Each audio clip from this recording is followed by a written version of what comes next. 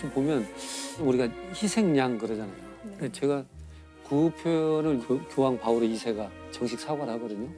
우리 교회는 유대인에 대한 차별, 이단에 대한 심판, 뭐 이민족에 대한 탄압, 또 마녀 사냥이라는 이름으로 굉장히 수치스러운 죄악을 저질렀다. 죄악을. 그래서 이 마녀 사냥에 희생된 여인들은 악마의 종이 아니고 무고한 희생자였음을 깊이 반성한다. 이렇게 정식으로.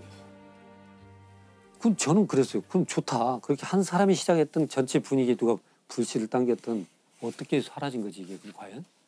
그걸 모르겠는 거예요. 근데 이건 어느 순간 조용히 사라졌어요. 이게 1200년경에 이단 심판부터 시작했다고 그랬잖아요. 네.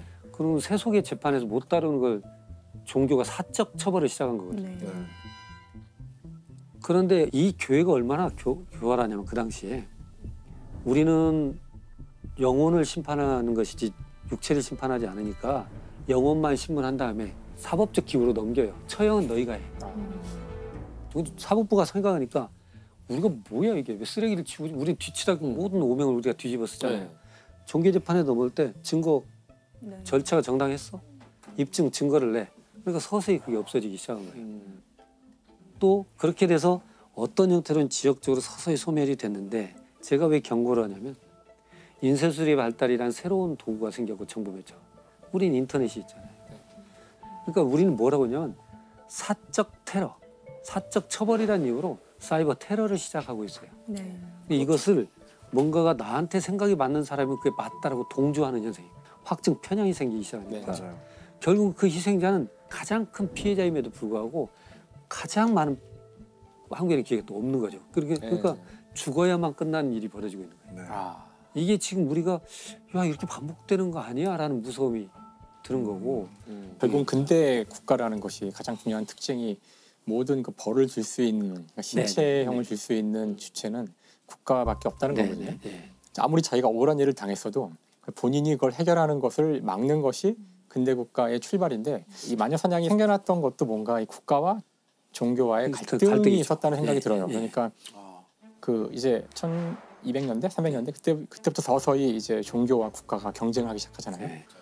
그러기 시작하자 이제 뭔가 종교가 그런 사법권을 휘둘러야겠다는 생각을 한 것 같아요.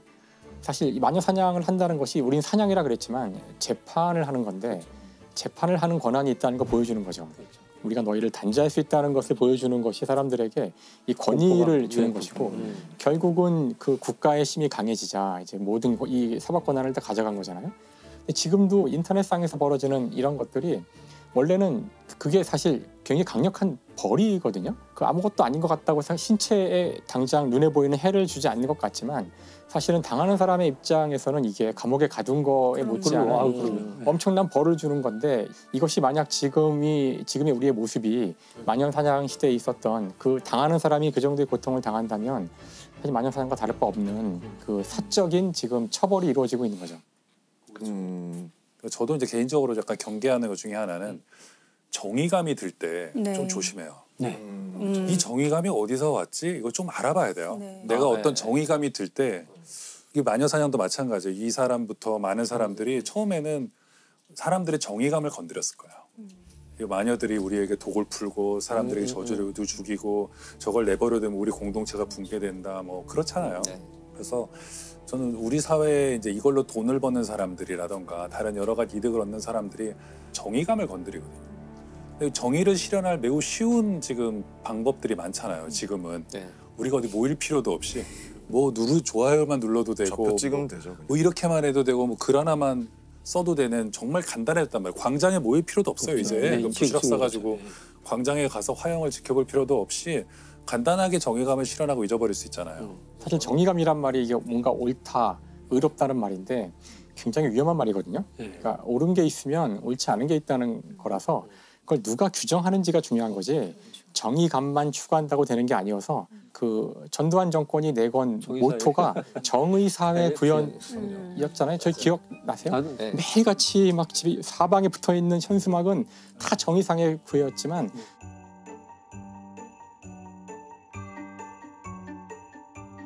그리고 사실 정의롭게 우리가 살거나 행동한다는 게 그렇게 간단할 리가 없거든요. 간단한 리가 없죠. 그래서 그런 책이 있잖아요. 정의란 무엇인가.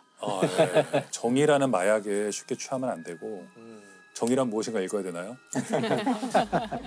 그래서 그 정의감을 보충해 주는 게 이런 책이에요. 책이 무서운 이유가 사실 이게 내가 하는 게 잘한 일인가? 이게 옳을까 할 때 자, 이 책을 보면 이 책이 나한테 어떤 이론적 근거를 주는 거예요. 어떻게 보면 이 근대 사회란 것도 책에 기반을 두고 있어요.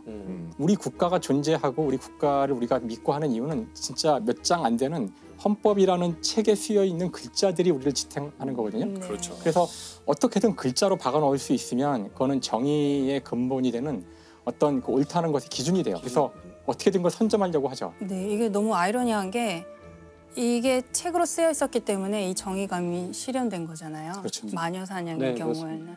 무서운 책이 된 네, 거죠. 어떤 책이냐에 따라서 맞아요. 너무 다른 결과를 가져오기 그런 점에서 책을 하나 추천하고 싶은데 공감의 배신이라는 책인데 네. 들어보셨죠? 네, 네, 네. 그게 뭐냐면 공감을 늘 좋다고만 말하잖아요. 공감 능력이 있는 사람 좋은 사람이고 그렇지만 공감을 잘해주고 그렇지만 공감이 폭력적으로 할 수 있어요. 우리 편에게만 공감하고. 공감이 폭력이 될 수 있어요. 예, 그렇죠. 그러니까 자기 편에게만 또는 자기가 생각하는 자기 의견에 맞는 사람들의 의견에만 굉장히 공감 능력이 발휘되는 거예요. 그게 확증 편향일 수도 확증 편향들이 막 그걸 더 강화하는데 이 사람들은 자기 편한테는 너무 공감하고 막 모금도 잘하고 도와주고 막 이러는데 적에게는 가차없죠. 훨씬 더 정말 가혹하게 많이 본 것 같아요.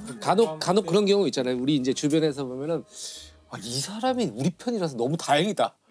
저기였으면 있죠. 정말 있죠. 여기 다 있죠. 너무 힘들어. 여기 사람들은 여기 다 했어. 여기 다 있어요 지금. 그래서 연결해서 가자면 아까 김상욱 선생님이 책이 참 중요하다고 말씀하시고 그리고 우리 그 심채경 선생님은 이 책도 책이었다 이렇게 말씀하셨잖아요. 그렇다면 어떤 책을 읽어야 우리가 제정신으로 살아갈 수 있을까? 그런 것도 한번 생각해 보면 좋을 것 같은데 저는 이 책처럼 이 책은 저는 어떤 특성을 갖고 있다고 생각하는데 나쁜 책의 특성을 갖고 있어요. 그러니까 인간을 간단하게 판별할 수 있다고 말하고 있어요. 간단한 몇 가지로 인간을 판단할 수 있고 그리고 정의감을 쉽게 만족시킬 수 있다고 말하고 있어요. 네. 그래서 세상 이치는 간단하고 모든 것은 정해져 있다고 말하는 책은 우리가 나쁜 책이라고 생각할 수 있을 것 같아요. 근데 반면 아까 그 정의란 무엇인가 같은 책은 마이클 샌델의 1장부터 간단하지가 않아요. 그래서 자율주행차가 안 되는 거라잖아요. 자율주행차가 기술적으로는 가능하대요. 거리를 다 돌아다닐 수 있지만 윤리적 판단을 맡길 수 없는 거죠. 이게 다 가는데 여기에 어떤 80세 노인이 있고 여기에 10살짜리 아이가 있다면 둘 중에 하나를 쳐야만 할 때 판단을 내려야 되잖아요. 그럴 때 늙었다는 이유로 이 80세 노인을 치라고 우리가 그걸 프로그램에 입력할 수 있겠냐는 거예요. 다시 말해서 윤리, 정의 이런 문제에는 간단한 게 하나도 없다. 사실은 진실을 알려면 성실해야 되는데 사실 언제나 진실은 그것이 자연과학일 때조차도 너무나 복잡해서 이해하기 힘들어요.